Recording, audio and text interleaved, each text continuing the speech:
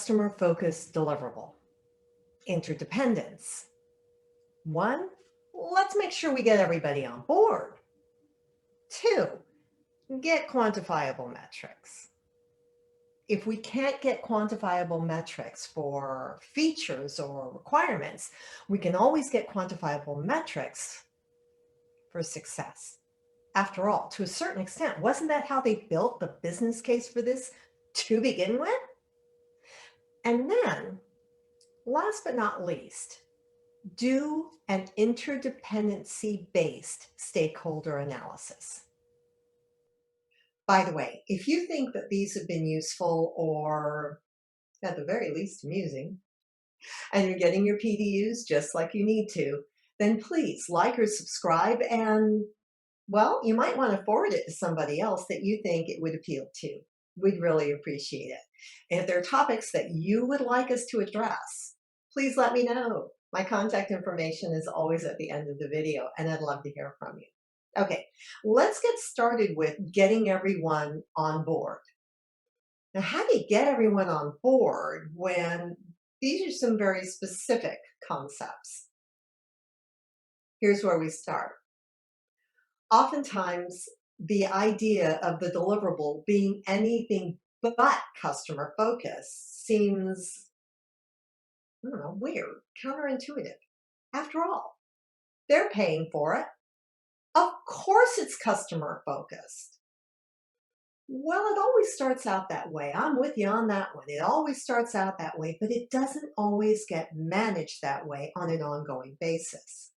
So part of your change management plan, part of your discussions on how to make manifest the kinds of functionalities that the client wants or the kinds of features that the client wants also needs to take into consideration what the client knows about their user community, whether their user community is going to be internal or external. That means that a customer-focused deliverable isn't just focused for your customer, but it's focused for what they want to achieve for their customer. And that's the point where interdependence becomes almost self-evident. There are going to be places in your project's life cycle where the interdependencies are frankly pretty clear. We need to make sure we have a representative from this user group. We need to make sure we have a representative from legal. We need to make sure we have a representative from the purchasing department because gosh, what we're going to have to write contracts for. And some of those things are pretty self-evident. But in a case where you're definitely going to have to be making some purchases, obviously somebody from finance might be a good idea to get involved in that conversation also. That is one of the signals that you've been giving more serious thought to interdependency. If you have to create a prototype, say, because the discovery process is very iterative, if you have to create a prototype, then not only might you want to talk to the people who are going to create the prototype for you. If they're internal, talk to the head of manufacturing. If they're external, maybe we ought to talk to our people in purchasing sooner rather than later. But also, find out what other projects are going on that might require building a prototype as well. Because understanding what's going on their schedule is going to help a lot with your schedule. And a few negotiations may be required. You do remember the power skills bundle, right? Negotiations is one of those power skills that every project manager needs. And we try to give you some helpful hints and techniques because it's not always part of a formal project management curriculum. When you start thinking about the interdependencies of different departments, of different project teams, different functions within the organization, then you start to go into territory where a little negotiation can go a long way. Now, probably one of the key points about interdependency is that it's not just about what the project team is doing on this project. Let me give you an example that's more of a personal example. Right now on my team, I have 5 people who have school-aged children.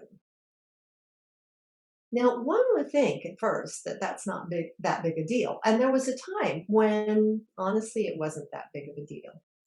But now, with so many people having to keep an eye on changing regulations and requirements around schooling from home or not, it can be a really big deal.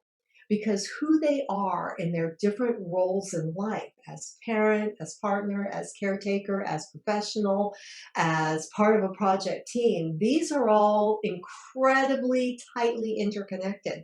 And at a fundamental level, we all understand that. We don't even have to think about it.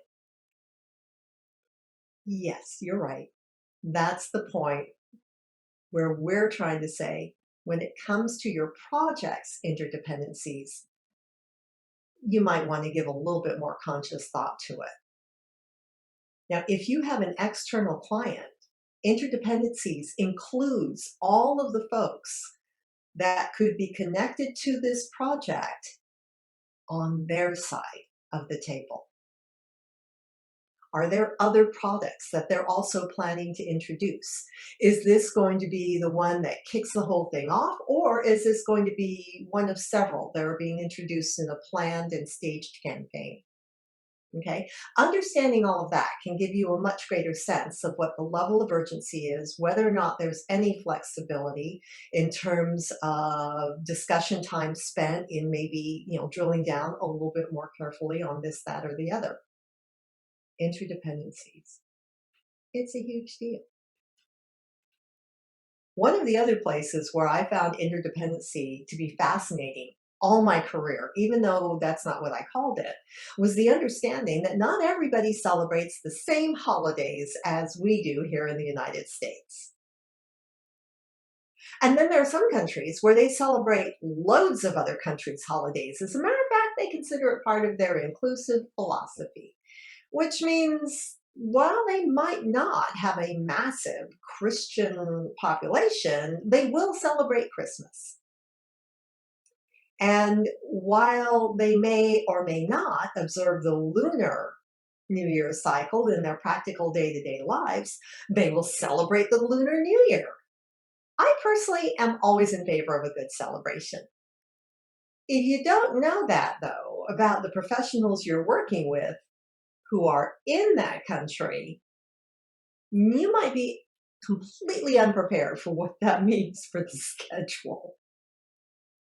And I talk about this in part because one of the most subtle interdependencies is that dance of respect and power and exchange of trust that occurs between a leader and the rest of the team. To quote my good friend Oliver Lehman, you can't possibly be a leader if nobody's willing to follow you. And in order for people to be willing to follow you, it does require that there be an exchange of trust here. Not a bad idea, right?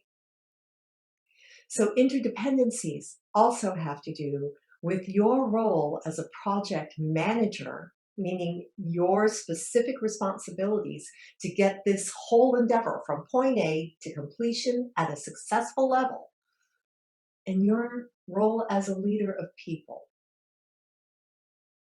Ignoring the interdependencies just of the calendar interdependencies, ignoring those means perhaps setting an unkind, unrealistic, and unfair expectation of availability on professionals who are already probably stretched just a little bit more than they would like to be, just a little bit past what is a stretch but doable, and starting to edge into overstressed, overstrained, overworked, and burning out. And this is where balancing your roles between project manager and project leader gets put to the test. So again, remember, get everybody on board. And this is where balancing your roles between project manager and project leader gets put to the test. So again, remember, get everybody on board with the understanding of what it really means when we talk about a customer-focused deliverable and take it that next level. 2, get quantifiable metrics. This discussion isn't just about helping your team. It also is a great trust building discussion with your client, whether it's an internal client or an external client. And by the way, just because I'm saying that it results in more trust and building more trust doesn't mean it's going to necessarily be, shall we say, a stress-free conversation. As a matter of fact, sometimes it starts out very stressful. I had one client who swore after deciding this was the step they were going to take. They were going to have that conversation with their client. And that conversation took several days. At the end of the first part of that conversation, I got a really interesting phone call. And the message that was left on my voicemail was, if I didn't trust you so much, I'd abandon this right here and now, because this, I don't know if this is building a better trusting relationship or causing me to lose what hair I've got left. Boom. I mean, I could actually hear him hit the button to turn the call off. I waited somewhat nervously because trust is a two-way street. And I trusted that individual to carry through. And they did. And the next day, I got a different voicemail.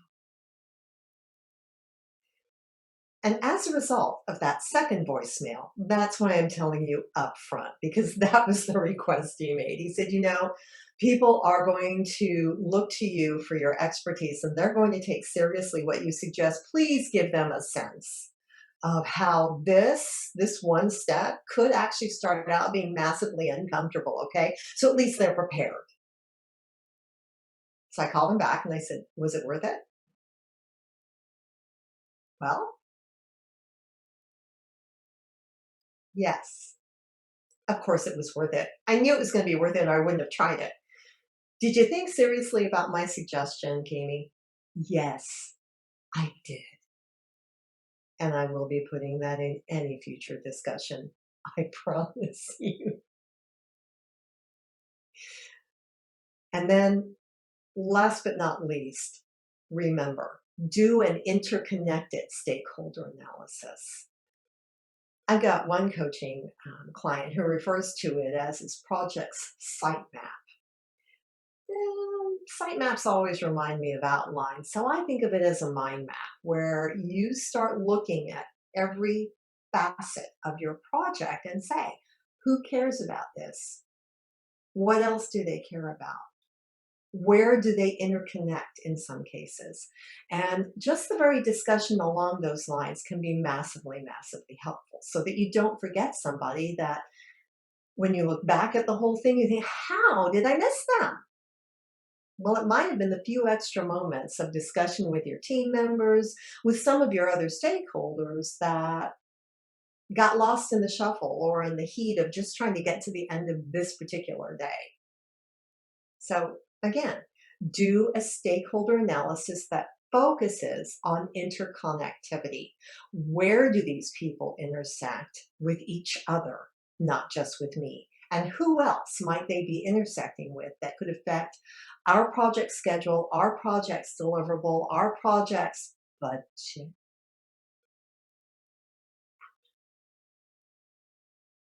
An area, by the way, where this can be particularly useful is when you're talking with your colleagues in the purchasing or procurement department, because they are going to know more about what's going on with specific supply chain issues and specific vendors than maybe any other single individual who doesn't work in that department. So see if you can get a little bit more information a little bit sooner rather than later.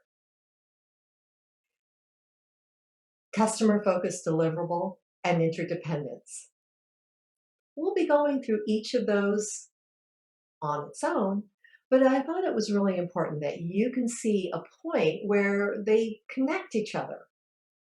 And the funny thing is whether you choose customer-focused deliverable or interdependence to be the place where you start your team's journey to a more productive team culture, doesn't matter as much as the starting, because every single one of the key success parameters where you build strength will help you build strength in the others. I'm Kimi Tuzemski. This video was brought to you by the Leadership Driven Project Management Academy. We have a group on Facebook, and you might want to subscribe to our YouTube channel. Thanks for joining us.